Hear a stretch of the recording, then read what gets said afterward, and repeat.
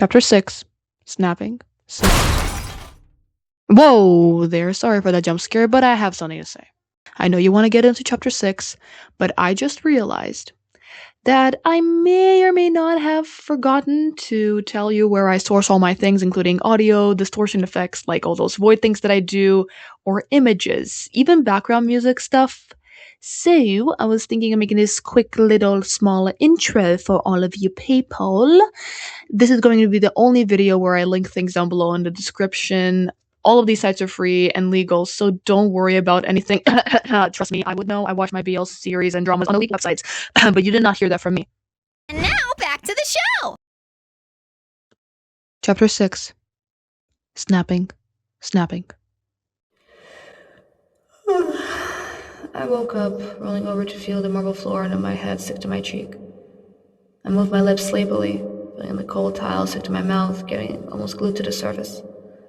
Felt the ridges and crevices of the flooring, feeling every mark that was ever left. The touch of the tile to my face felt strange. It was utterly cold and didn't heat up, no matter how long I laid on it. The cracks and crevices of the tile were also something that puzzled me. The flooring was definitely shaped like diamonds and like the usual perpendicular lines of the squares. Marcus didn't seem to be making any noise or hustle about it, so I mentally dropped the topic. Marcus... Wait, where was Marcus? I sat up suddenly, my head spinning slightly from the sudden movement. I blinked, my eyes watering with the sudden light above my head. Hold on, light? There shouldn't be light here. The only light we ever had was faded sun rays streaming through the thick fog, but no, this was light, real light.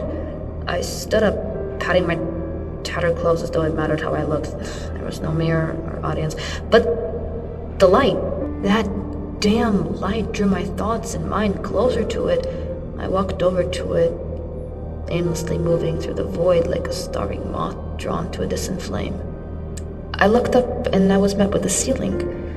I scratched and ruffled my hair. Was I still dreaming? Lucid dreaming, perhaps?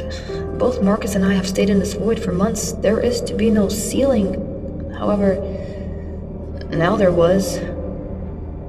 I examined the light. It looked old, worn out, dusty. Yet it still worked.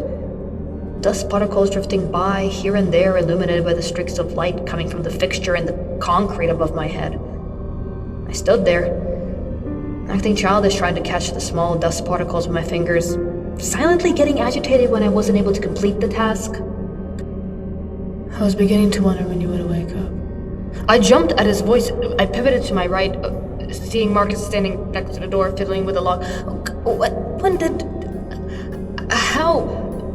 Never have I ever had my mind so clouded and confused in my life. At least my alive life. This catatonic state of whatever I was now has seen enough strange things before. Last night, I saw you were restless in your sleep. I knew it was in dreams. That's why I don't sleep. Can't sleep. I kept getting nightmares about you. He talked the entire time, not once turning to look at me, still being locked in on his current situation. I found this place while searching for a more comfortable place to lay you down. Or maybe this place found me. Nonetheless, I was able to get you here safely while I... He knocked the door gently with his fist. Was able to find this puppy right here. Have you made any progress yet? There are still so many questions in my mind, but I figured that if I prided Marcus anymore, he would snap at me, which would be reasonable. No, not necessarily, no. But I have been able to get a layout of the area. It's like a house that was never fully built. Walls end up either going forever or simply abruptly ending. The rest being covered in white smoky fog that we were stuck in from the other area. There's windows that either show liminal grass fields or barren desertscapes. As though this place can't seem to decide what it wants to be. He took out a paper from his back pocket, finally facing me for the first time today. He tried to look good for me, but his messy hair and somewhat bruised eyes gave him away. "You have been up since midnight, haven't you?" He chuckled tiredly to himself. "Well, not really. But for, I'd say, approximately 5 hours." Marcus grabbed my wrist, putting the paper in my hand. "I have another one I'm working on for myself. This is the more simplified version. We'll be staying here for a while. Might as well get you acquainted with the layout." Marcus closed my hand around the paper.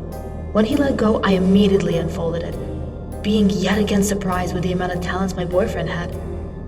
"Wow, babe, this is..." He cut me off with a small peck on the cheek, his free arm slightly holding my shoulder. "I'm happy you're back to yourself. You really had me worried about you last night." You switched the topic because you hate being praised, right?" He blushed a very light shade of pink, his eyes falling to the floor for a short moment.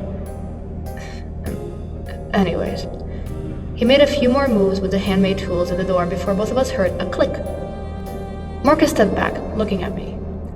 I was eager to open the door, taking a step forward, just to be stopped by Marcus's foot. "Alan, really?" His tone seemed more concerned than angered. Yeah. After your last night episode, and especially still your dazed look. Really? Right. Sorry, babe. You're right. Go ahead. It's your door." I said the last phrase as more of a mock. Marcus didn't react to it. His eyes were dead centered on the knob. He walked slowly, motioning for me to stay behind. I silently obeyed him. Hugs, love, and kisses could be dealt with later. In a single move, he quickly opened the door, flicking it open, then instantly stepping back as though the door was an untamed tiger and he had just opened the cage. When there was silence, Both of us peeked into the area. It looked to be almost identical to the place where we stood currently. However, it seemed to end. Not too far ahead of us was what I assumed was some sort of cliff. Marcus grabbed my wrist, slowly pulling both of us into the room, one of his arms raised in protection. I guess I had spaced out for a moment, not realizing that Marcus stopped, halting suddenly in front of me. I bumped into him, nearly sending my boyfriend off the edge. He spun around quickly, grabbing hold of my shirt, pushing both of us back towards the marble flooring. "Alan!" he hissed at me. Noticing that I was as startled as him, he softened his gaze immediately, sitting up. He pecked me on my lips, his eyes staring deep into me. "Right. Sorry. I'll pay attention." He crawled slowly towards the edge, looking down. I watched his entire demeanor change. His strong, muscled shoulders became nothing but melted slime as he sat back on his legs.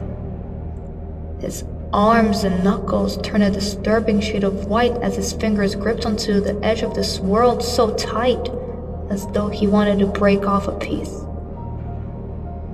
He started mumbling under his breath. Curses. Curses of his native language. His Italian became more and more enraged with every new word. Cavolo. Casata. There is no fucking way. Casa Madre de Dio. I crawled up next to him, making the mistake of looking downwards, nearly creating a whole new dictionary of my own profanity. Below us was the place we had left behind.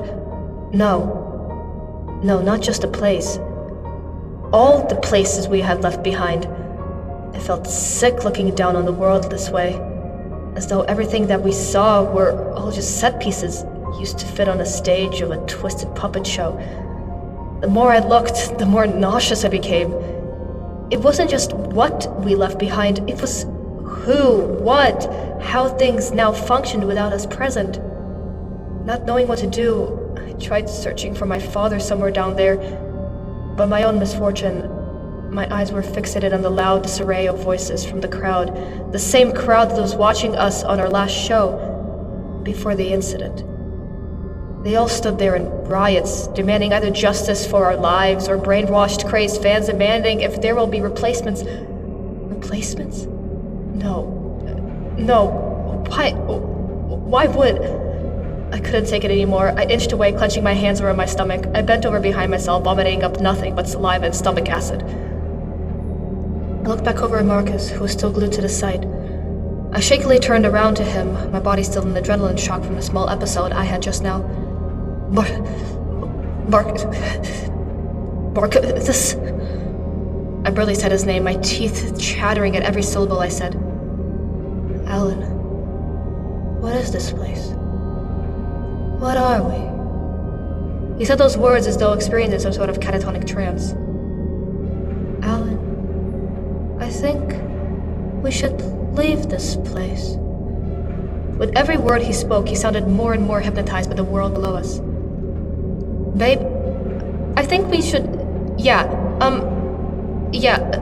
let's just go before you... I had turned away for just a second, turning back just in time to watch Marcus sit down fully. He flung his legs over the side, hand behind his back, as he started slipping off the edge. I reacted faster than the speed of light, bolting to grab both of his wrists and tackling my boyfriend to the ground, pulling him far away from this magnet of death. I laid on top of him for a few moments, watching him blink the trance out of his eyes. Alan, what happened to me? I sighed in relief and smiling, crying a bit knowing that Marcus isn't currently hurtling through the sky. The world below spoke to you. It drew you into that world. It's a trap for people like us, desperate to return. Right. I'm sorry. I shouldn't. No, don't, baby. Still straddled on top of him, I leaned down to kiss him. Despite Marcus still being in shock, he was able to handle my body with care, hands flying up to my sides as mine were pressed towards the sides of his face. I pulled back for a second, aligning our noses and foreheads to each other. Marcus's hands remained at my sides, fiddling with the material of my shirt. You took care of me ever since we came here. None of us know what this place is, but I feel as though it's changing us. Maybe now is my time to take care of you. I leaned back down, reconnecting our mouths.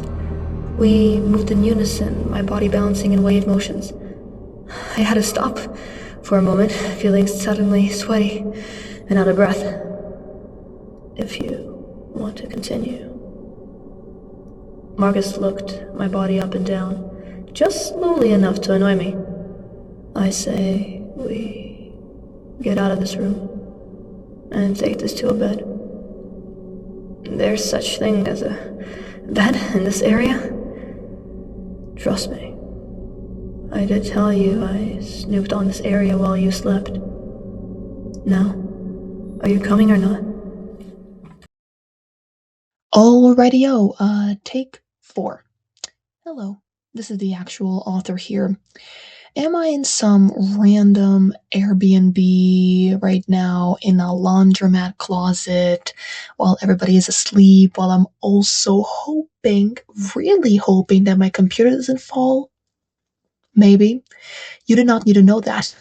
You're here for something else. You're here to be like, hey, what took you so long to post? And I originally wanted to post this mid-June, Pride Month.